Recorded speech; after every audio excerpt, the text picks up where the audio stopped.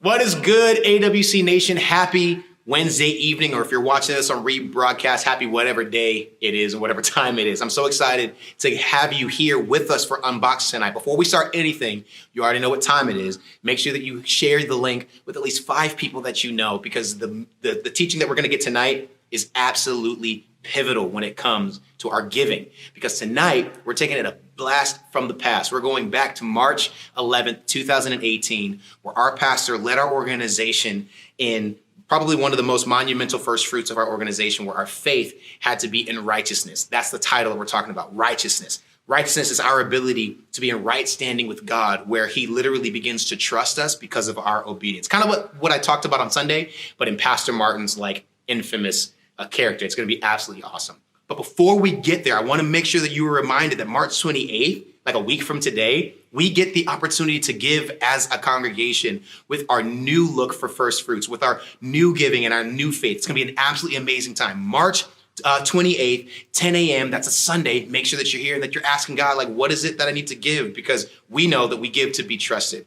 Before we get into that teaching, I want you to stick around for about 7 or 8 minutes. We have a special presentation regarding our first fruits this year and what you're giving to, so that God can give us new opportunities to reach the world. So anyway, I love you. Stick around for 7 to 8 minutes. We're going to get into the word. I love you.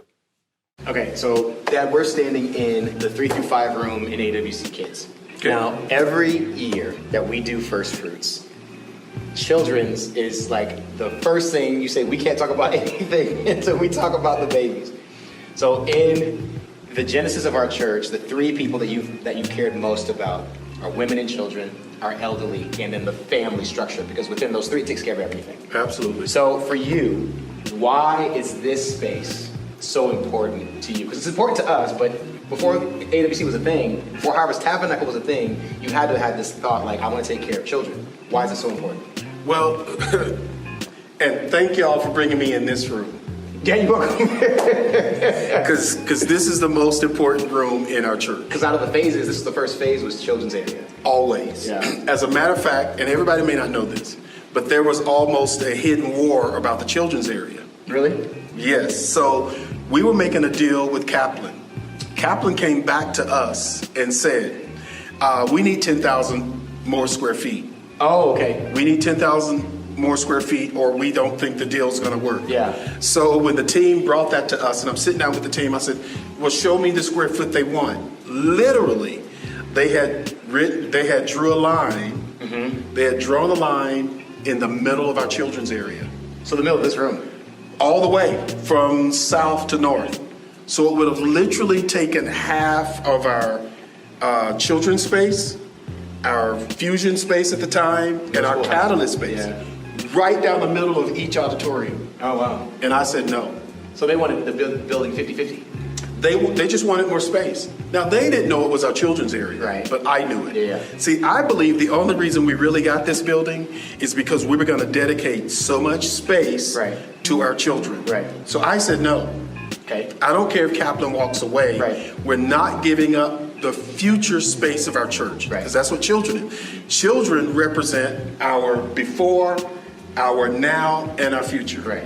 Anytime you cut off the children, you're not going to be blessed. Right. So we've always, every first fruit, We've thrown in tens of and hundreds of thousands of dollars Literally. into our children's space, and now we're in the middle of it again. Okay. Let me tell you, you probably got more questions. No, I don't have any more questions Okay. because just so that the people that have never been here before, or that are watching, or this is their first experience, knowing the story of how this worked. Yeah. The first phase was building the infrastructure for all the spaces that were dedicated. Sure. The last phase that we got done out of last year was like purely aesthetic and infrastructure, right? Right. So everything from connectivity of what's happening in the sanctuary in here, the functionality of the rooms, colors and stuff, Right. even like the padding on the floors in the babies areas. Exactly. So the people that are playing with the babies are not like right on the carpet. Right. So this next phase, Yeah. right? Yep. Is about communication, infrastructure. It's about sound quality in This- the room, and audio, visual. For all that our stuff. children, this space has to pop. Right. It has to pop with electronics Yeah. and technology Right. and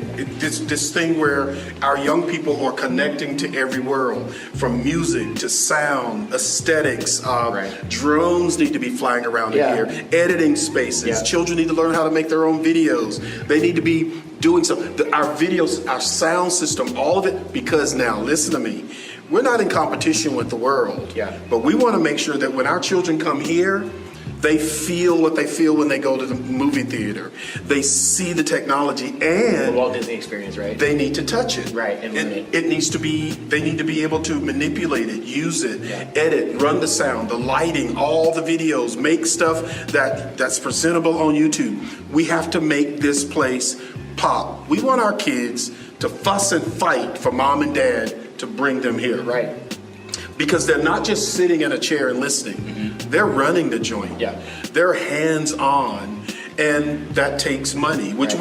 we're gonna find a way to do it anyway. Yeah, exactly. But we're asking our people to give Right. so that we can continue to make that happen. Right. So that basically means that, as we've been talking about in like this first fruit series, and people are going to give today, that the integral part is that the man of this house and the executive staff of this house, like when we say we care about your children, Yes. we literally care about them. So for you, what do you see? I'm not just talking about the Yeah. money, but like for you in this space, what does the pop mean for you? What type of experience are you hoping? Okay. Because you've always mentioned the way that churches grow, it's not by good sermon, it's not about the good words, how you take care of your elderly, and how you take care of the babies. So how does this plan do that? Let's just use numbers. Omaha, let's use the number 500,000. So Okay. let's use Population. that population. 500 or so thousand. What percentage of that population of 500,000? We got to know our numbers. Of that 500,000 are 6 months right to 17. Okay. That's a big number. Right. That's 50, 75, even close to 100,000 just in that, because Right. we have a lot of children. OPS, Millard, Ralston, high school, pre-K, kindergarten, daycare, in-home, all that stuff. So let's just say there's 1 to 3% of those children that could fit in our culture. Right. We're talking about thousands Thousands of of children. How do we reach them? We have to make the space suitable for them, because this conversation that we're having, that the pandemic's not going to be forever. No. And even though there's a group of people that their church will be online, when those doors open for real, Right, yeah. they're bringing their families. What other services can we grow into? Now, I'm not saying we're going to do these things, but AWC has to think futuristically. Right. What about daycares? Right. What about schools, after school programs? Partnership. All those partnerships that we could have with other entities. Right. We got great schools up the street. Literally, How yeah. do we partner Right. with them? If we're going to partner with them, we need to be in a position Exactly. to do so. Exactly. Infrastructure. Right. What does our internet look like for them? What do our website? What do our services look like? Right. What other interns could we bring on board? Exactly, yeah. That will reach out Right. to our children in our city, if Right. we care about our city, and AWC Right. does care about our city. So this first fruit offering allows us to explore. Right. Now that we have a lot of infrastructure in place, we can start thinking technology. We can start thinking personnel. We can start thinking. Partnerships with our city. Right. And we may need 2 or 3 extra people just to be here during the day. During the week, yeah. Right. So we Right. can help our schools in our area. Right. So we can, if children need to study, now we have fiber in our building. They can come here and literally have school. Yeah. They can do everything right from this place. Right. So that's what we're talking about. Right. And making the church safe for everybody. Like they're doing right now. And like they're doing right now. Yep. You're messing up the shoe, bro. All right, you ready? So the other thing that we can really unbox is that it's not just the infrastructure of technology or the aesthetic, but with this first fruit, I got to turn in. because of your generosity and faith, we've had plans that we're going to be able to dust off to literally have a faith-based look at special needs programs.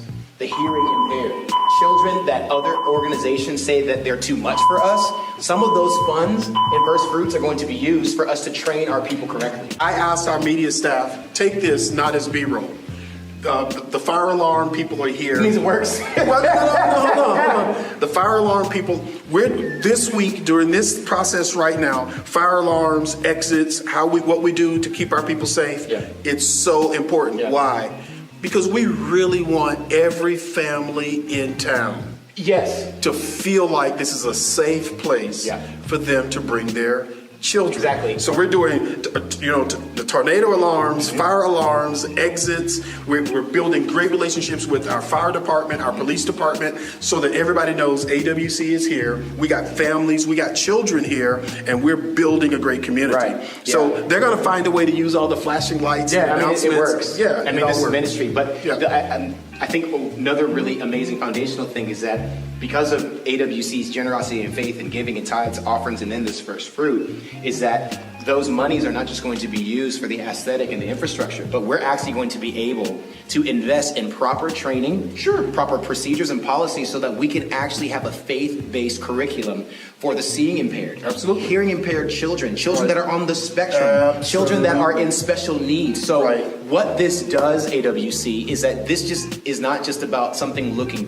beautiful and pretty, but it's literally going into all the nations. And all the nations doesn't mean like other countries, but there needs to be resources for children that only speak Spanish. Absolutely. There needs to be a curriculum for those that are blind, that can't hear, those that other organizations or other people would say that that's too much to handle. Like, think about it, AWC, to have a weekend experience for parents with children in special needs where they can come and they can be ministered to and their children are being taken care of in an integrity, in a type of environment that brings integrity to the families and to the child. That's what this is all about. That's what we're giving toward. AWC has to see itself expanding its ministry, expanding. We give to those who are feeding people. We give to the organizations that are really good at housing. They're really good at some of those other services. We give to those services. But what is AWC good at? We're good at building people up Absolutely. to make a difference in those realms. Exactly. And now, with this first fruit offering in the children's area, in the youth area,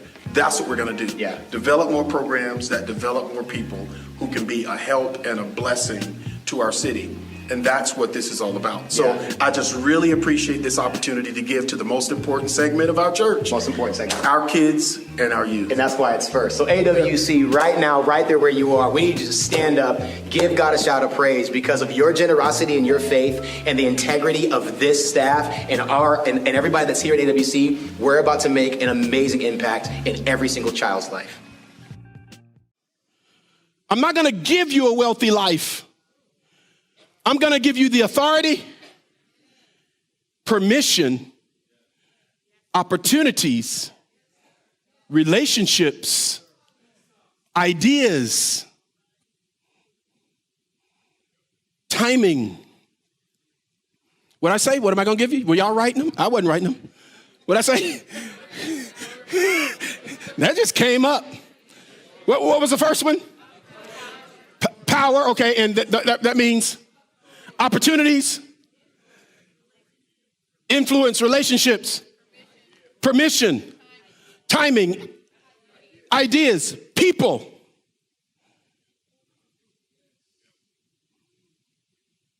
I'm not going to give you it. I'm going to give you the power and everything you need to get it. And if you're busy being distracted by everything around you, you will never get it. It's my mouth gets me in trouble. Does yours ever? So you're going to have to train yourself on what not to say. The lawyers and the judges in the room will say you have to be careful when you're in the courtroom. Some of the stuff you might say could get you in trouble. So even before you see it, you've got to see it and act like you have it. I'm getting stuck. So Exodus 13, 1 through 13, you can see about the first. I ain't gonna do it all for you. Knowledge isn't yours till you go get it. So you need to read Exodus 13, 1 through 13. You need to read Leviticus 27. 28 through 29, all devoted things, all male things dedicated to me. This is what it means. Zakar means when something happens in your life and it's first, God thinks he did it. He doesn't think you did it. Now, you may think you did it. Now you're conflicting with God. Which one of y'all gonna win that one? Right. If he thinks he did it, he wants you to come to him. Your first job, your first raise, your first moment of the day. He thinks he woke you up. Okay, the alarm clock went off, right? But he thinks he did it. He thinks that he had a guy dream about an alarm clock who made the alarm clock so that it would be ready for you when you went to Walmart, Walgreens, Wall store, and you bought the alarm clock the man bought for you so it could be at your bedside to wake you up this morning. He believes he developed all that. So the first thing of your day should not be your Facebook feed. Okay.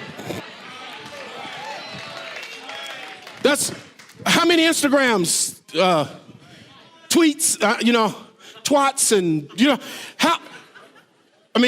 friends, unfriends, followed, comments, whatever. You open your eyes and go to your phone. God says, "Ooh, really? That's what we doing. We doing social media. You go straight to your email. Really? That's what we doing, huh? You're not gonna say the first thing your eyes open, you come to consciousness. Ain't you, man? They taught us in the South. I don't know. Y'all know. I don't know. But they taught us in the South, when you come to consciousness, we said it like this: thank you, Jesus. First thing, that's what they taught us. When you come to consciousness, you say, thank you, Lord. I could still be asleep. Your neighbor didn't get that, but you tell your neighbor right there, say, you is awake because he woke you up, sugar, baby pie, sugar pie. He woke you up. He touched you. That alarm clock could still be buzzing this morning.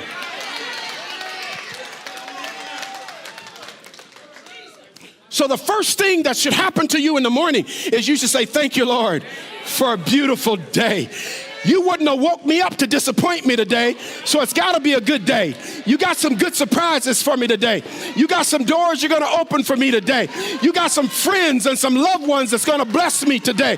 You're going to bring me into a wealthy, powerful place today. You're not going to send me to a job that I hate. You got something, God, for me that's going to be a blessing to me.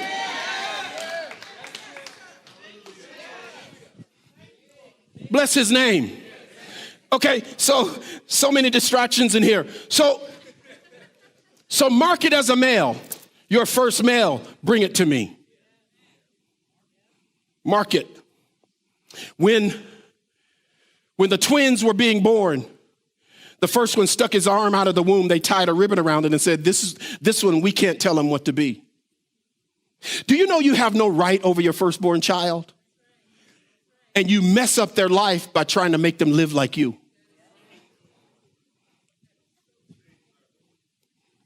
I'll prove it in a minute. So Genesis 4, y'all like, what? If it's first, God thinks he did it.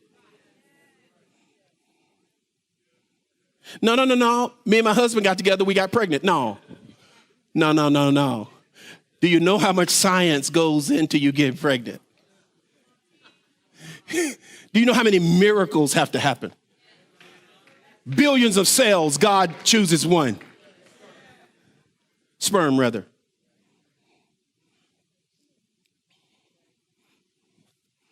So Genesis 4 and 3 is where we find it. They're going to put this one up. Bless his name. Y'all all right? Are you sure? Okay, so Genesis 4 and 3, it says, Genesis 4, and 3. Genesis 4, in the process of time, it became to pass that Cain brought it. Oh, go back up to maybe second of first verse. Go back up to, that pregnant piece. Read it with me. He knew Eve, his wife, and she conceived and bore Cain and said, who is he? Who's a man of the Lord? See? So Cain is a man of the Lord. From the Lord. What is he? Okay. And said, I required a man from the Lord. Then she bore again.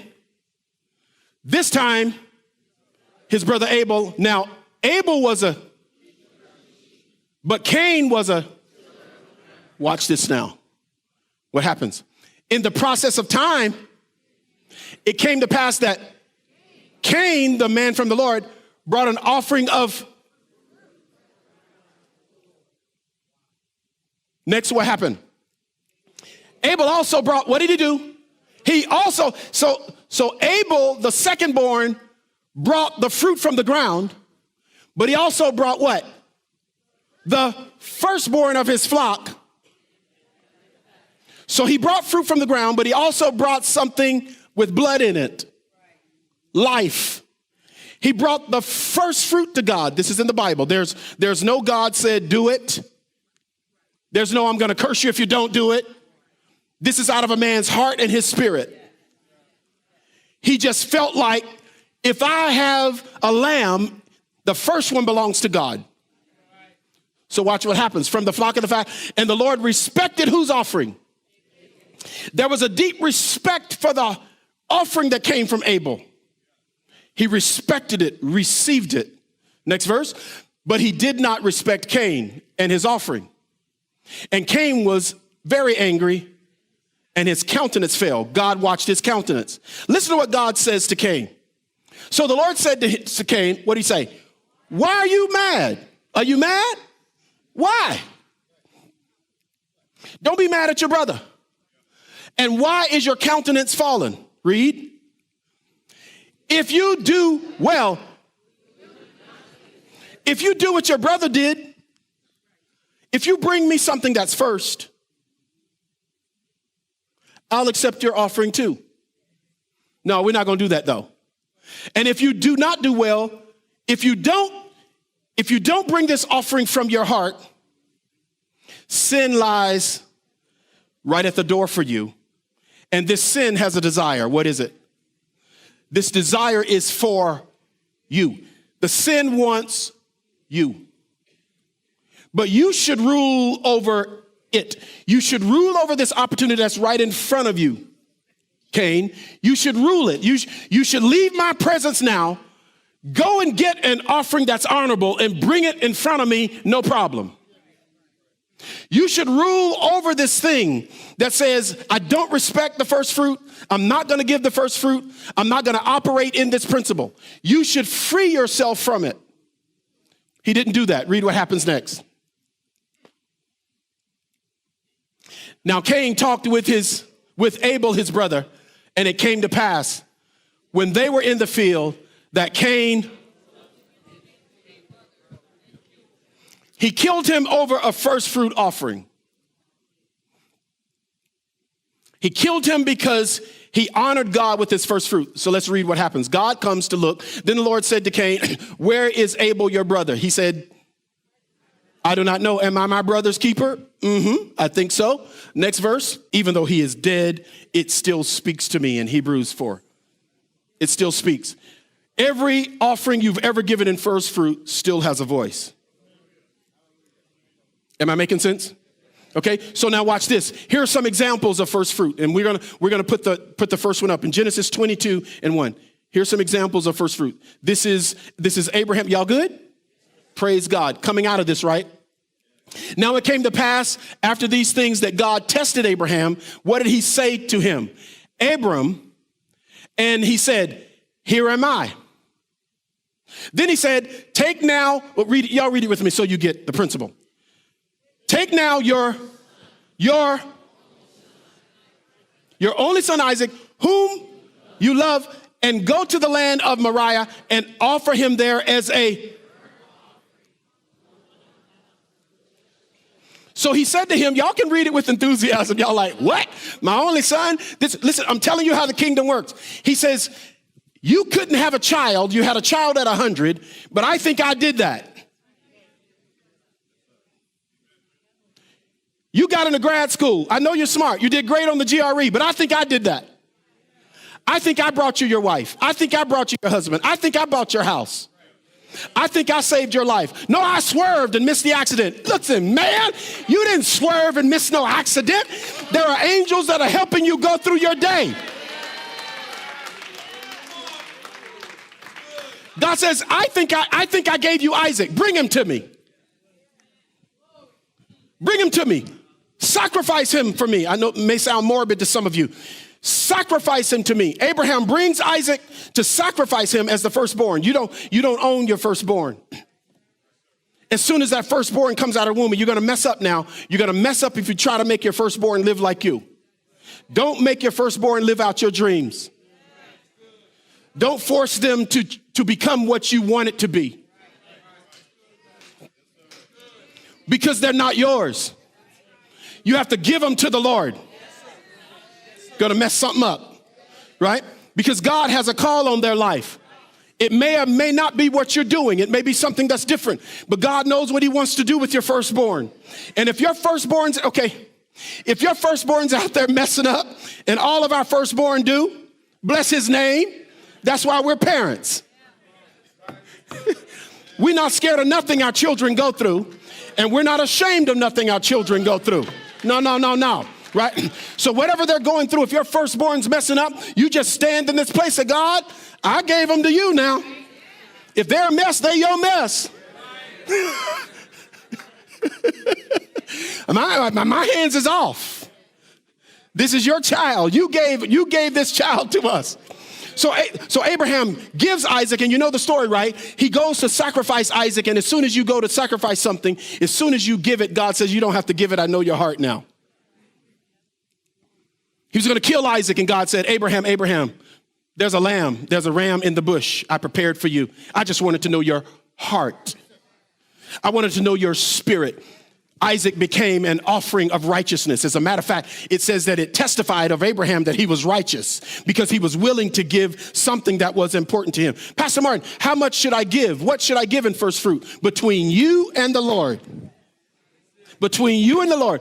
Nobody can tell you what to give. I can't tell you. And if anyone tells you what to give, it's witchcraft. Don't even listen to it. It's none of anybody's business. It's between you and God. It's about what you expect. It's about what you desire. It's about your love for him. It's about his word for you. It's about your future. It's about what you're dreaming about, what you desire. Yes. Here's another one in 1 Samuel. In 1 Samuel, her name is Hannah. Her name is Hannah. Let's read the 8th verse of 1 Samuel 1 and 8. So right now, Elkanah, her husband, said to her, Hannah, why do you weep? Why do you not eat? Why is your heart grieved? Am I not better than 10 sons? She says, no, I want a child. You're great, Elkanah, but I want a baby. Next verse, is that all right? So Hannah rose after they had finished eating and drinking in Shiloh. Now Eli, the priest, was sitting in the seat at the doorpost of the tabernacle of the Lord. And she was in bitterness of soul. She wanted a child. And prayed to the Lord. She was weeping in anguish. She was weeping. So good. Then she made a vow. Watch her now. Revelation hit her heart. Say revelation. Watch this now. There's some things she's crying about, a desire in her heart, something she wants, and her soul is bitter. She wants it so bad, it's affecting her health. It's affecting her mind. Take the scripture down, they're reading. I want you to listen for a second. She is so bitter and broken because she has a desire for a child. And her Elkanah's other wife has children already. So she's like, I'm the one he loves, but I haven't given him any children. I haven't given him any children. She's bitter. Then a revelation hits her heart, and she says these words. Then she made a vow. What's the vow? The vow is very simple. O Lord of hosts, what did she say? If you will indeed look on the affliction of your maidservant and remember Zakar. She says, Zakar, I understand Zakar. I understand first fruit. I understand how it works. If you remember me and not forget your maidservant, but do what? Then I will do what?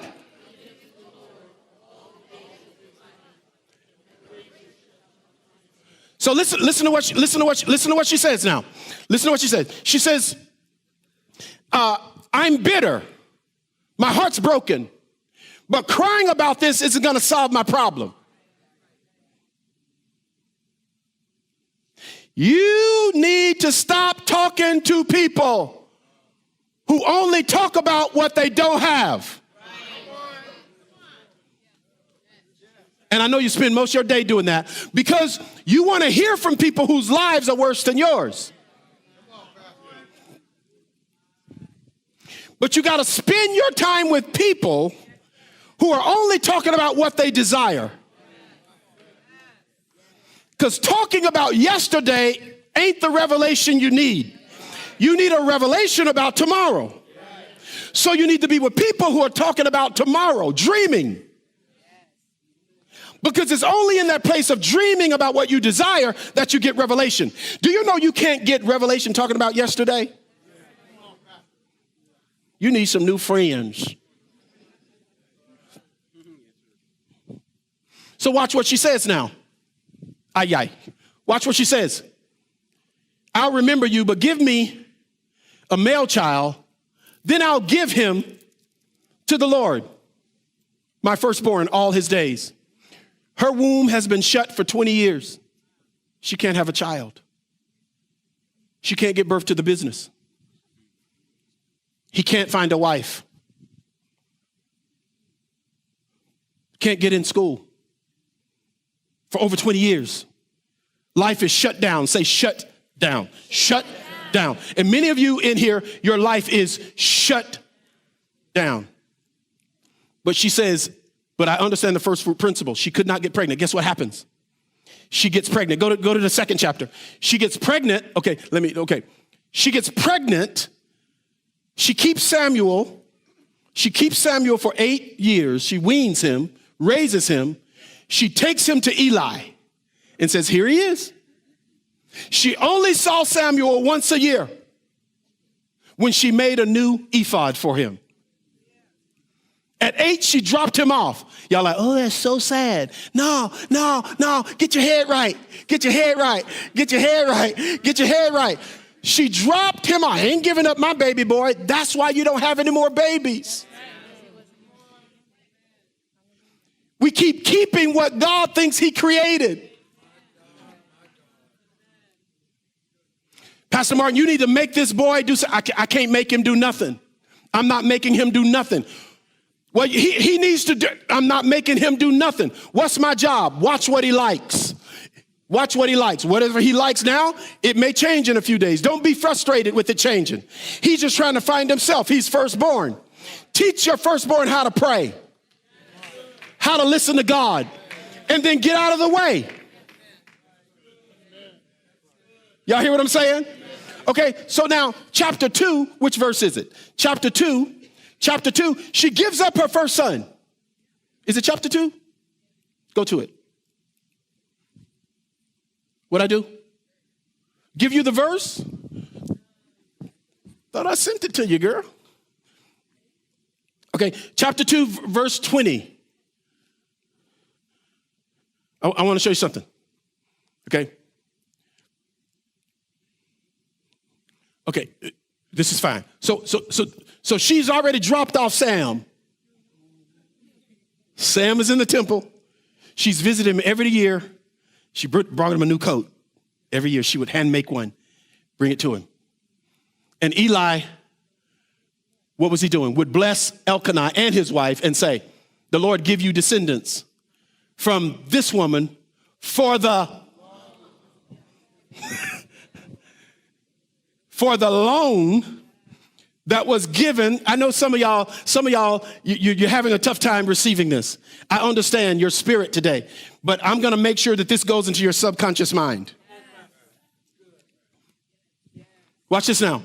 For the loan that was given to the Lord. Then what would happen? They would go home and she would say to Elkanah, come on, big boy. Okay, you're not ready for that. Okay. So Eli would bless them that they would have descendants. Have some more descendants because you done dropped off this boy and gave him to me. So she'd say to her husband, let's go home. This ain't gonna be no immaculate conception. We got to do our part in this miracle. Next verse. Watch this now. Here's the principle. And the Lord visited Hannah so that she conceived. Read the last part. Meanwhile, Samuel's with Eli. Her womb is shut, but she has 5 more kids because she understood what to do with the first. Well, I'm going to hold the first. It's okay. That's totally up to you. Y'all still with me? The last example I'll give you today is Jesus. 1 Corinthians 15:20. 1 Corinthians 15:20. 1 Corinthians 15:20. But now Jesus is risen from the dead and has become the first fruits of those who have fallen asleep. Jesus was a first fruit offering.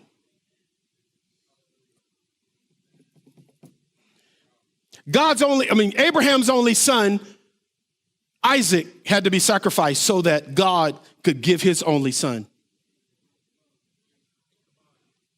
Once Abraham obeyed the principle, now God could send Jesus into the world, put him among humans, God and man, then take him out of humans and now sacrifice him, turn his face away from him. Jesus dies on the cross, buried and is resurrected. He becomes the first fruit. Once Jesus is back in heaven, he sprinkles the blood on the mercy seat. And now that gives God permission to bless whatever Jesus came out of.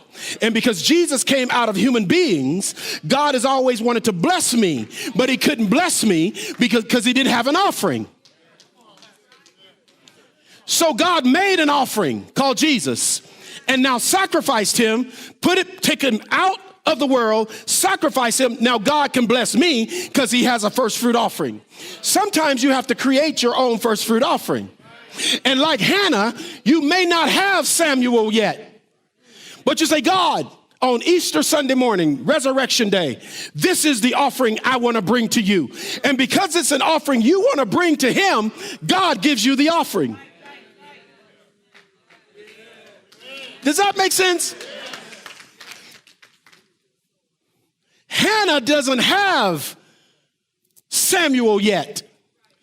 She says, I want to give you an offering called a son, but I don't have a son yet. So I'm in my heart, in my mind, I'm giving him today. I'm giving him today. Well, I don't have it yet. I'm giving it today. I'm giving my firstborn son to you. God says, wow, okay, great. Let's open the womb. Here's the firstborn now. It's devoted. It's devoted. She has a choice. She either gives him or kills him. But don't use him. You either give part of it to God or you burn it. Don't use it. I can't do this right now. But when you read Leviticus, it says, bring the first donkey to me. But if you're not going to bring it to me, break its neck. In other words, it's your donkey. But if you break its neck, me and you, we're neutral. But if you take the donkey now, and you start loading it up with stuff and start using it in your business, now your business is against me. If you won't break its neck, now I have to break your business. I have to break your job. I've got to break your health. You're violating a law. Well, we're under grace now. Look, let me help you. Grace is given to you to live right, not to get over.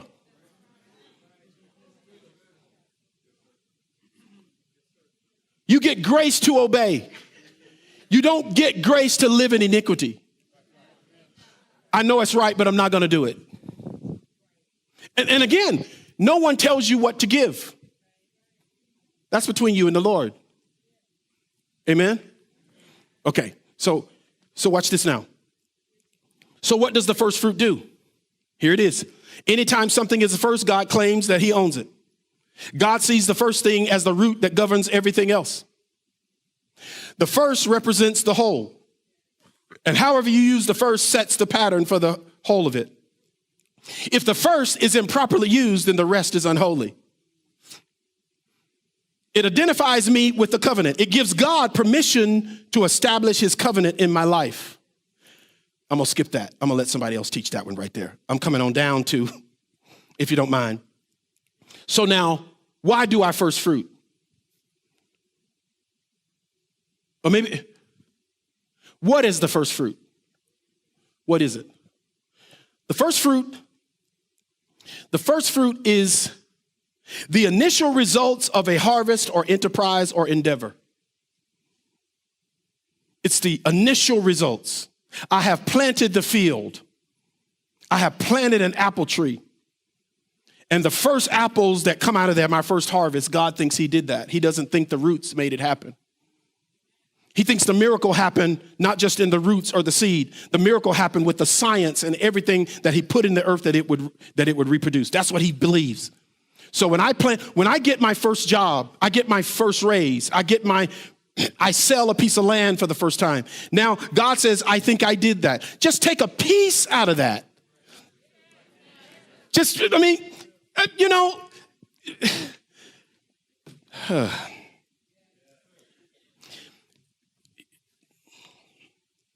If I got 10 apples,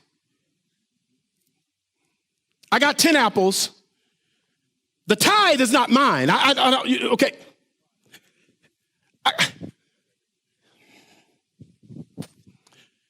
I got 10 apples in my basket. One of them's not mine. I can't, it's not an argument. I can't bargain. And if I don't tithe, I'm cursed anyway. And I got a double curse. I'm cursed with a curse on top of the curses that have already been cursed. Well, the church wants my money. Everybody wants your money. Be silly. Everybody wants your money. And you give it to everybody else except God, who gave it to you in the first place. It's ridiculous. But anyway, okay. It's not ridiculous. It's not very wise to spend the tithe on your sister's rent. Okay. One of those out of the 10 is God's. It's not even mine. He says, bring it to me. Now I got 9 more in my first harvest. Ooh-wee. Oh, okay. I can take one shoot. I can take an apple and cut it up into 19 pieces and give him one of the 19. I can give whatever I want. They're mine. They're not his. They're mine. It's my offering. But what do I want for my next harvest? Do I want 1/19 out of one of the 9 left? Okay, y'all don't.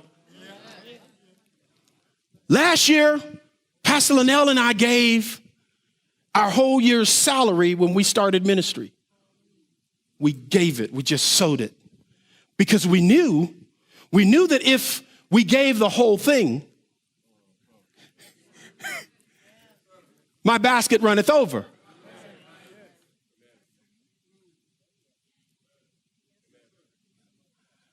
That I can be free from any financial system.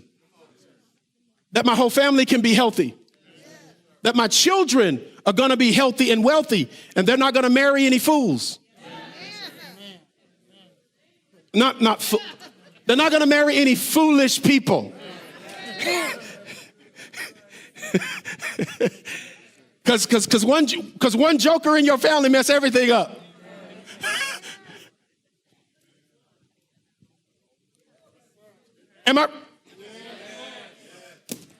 So I decide what I'm going to give. It's my decision. How much do I love God? What am I expecting? What are my dreams? because by the measure I sow. The farmers in Nebraska, do y'all watch any TV? I don't watch a whole lot of TV lately. But when I'm traveling, like at airports in the Midwest, you know, every other commercial is what? Do you know what the commercials are this time of year? Farmers.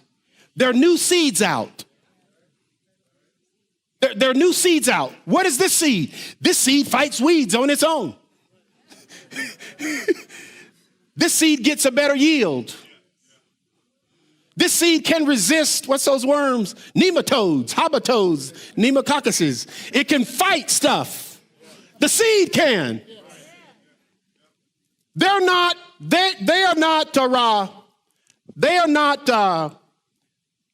how do I say it? They're not selling seed to the smart farmer for this year.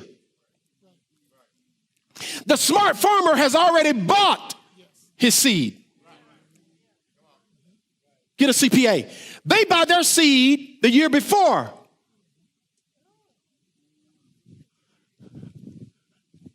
Because they understand we must get the best quality seed if we want the best quality harvest. How many of you farm? How many of you got 300 acres where you farm? See what I'm saying? You ain't got no farm. You the story of the farmer, you ain't got 1 acre ain't gonna make you no millionaire unless you got oil or gold or silver in it. That ain't what I ain't talking about a house sitting on a quarter of an acre. That ain't what I'm talking about. I'm talking about your checkbook, your checking account, how you make money. That is your field. Your business, you take money, whatever you want to increase on, you look at that thing and say, I want to earn $1 million this year from my business. You take it out of your business and you give it to God. You take it, my savings, I want to save to buy a house. You take it out, but we just saved, Pastor, a lot. I know, girl, but it took you 20 years to get there. So you want to take something out of that and you want to give it to God. God will take a $1.2 million house from your first fruit and bring it down to $600,000 for you.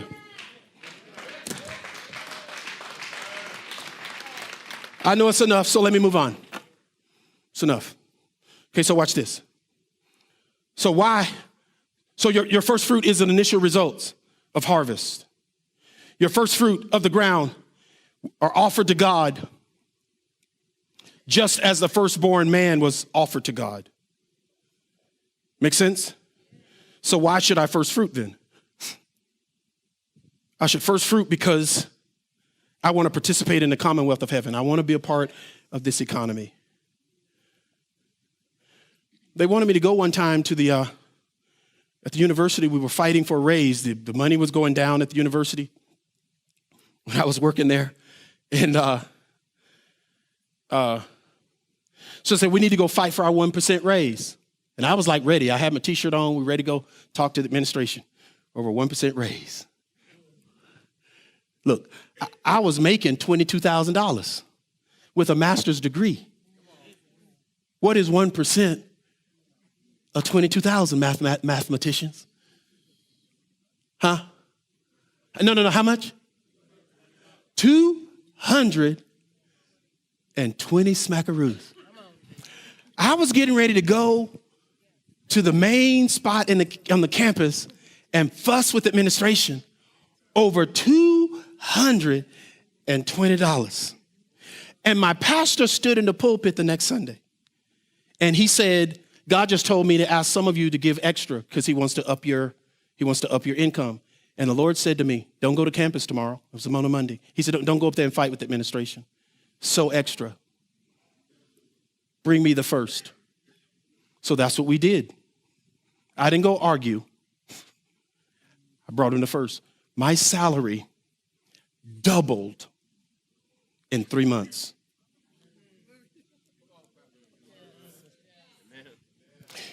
You can fuss with the systems of this world and wear yourself out. Or you can go to the kingdom of God. Choice is ours. Okay. Let me finish up with this. Y'all still with me? Yeah. Y'all take a nap now, right? Take a nap. Don't be going shopping at Walmart. Take a nap. Get that hour back. Okay, so follow me. Follow me now. You're going to come with your first fruit offering on Resurrection Sunday morning. You're going to bring God your best offering. You're going to bring it to him. And when we do that on Resurrection Sunday, the heavens are going to open up for us. And we're going to be able to demand and receive from God stuff that we've been wanting to receive. Well, I've given first fruit before. Trust me, many of us have. But now is that time to now receive. We started first fruit offering during the recession in 06, 07. Many of us have been giving since then. We are out of recession now.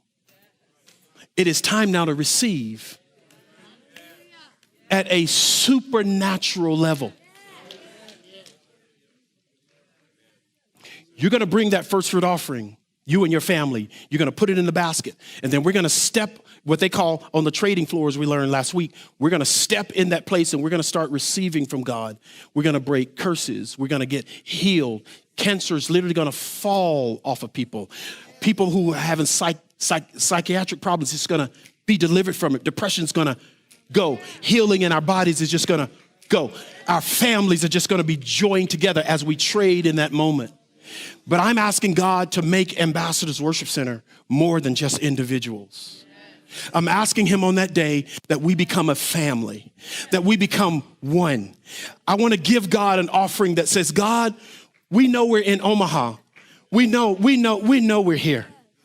We know we live here. We know, we understand. We're not void of the political climate.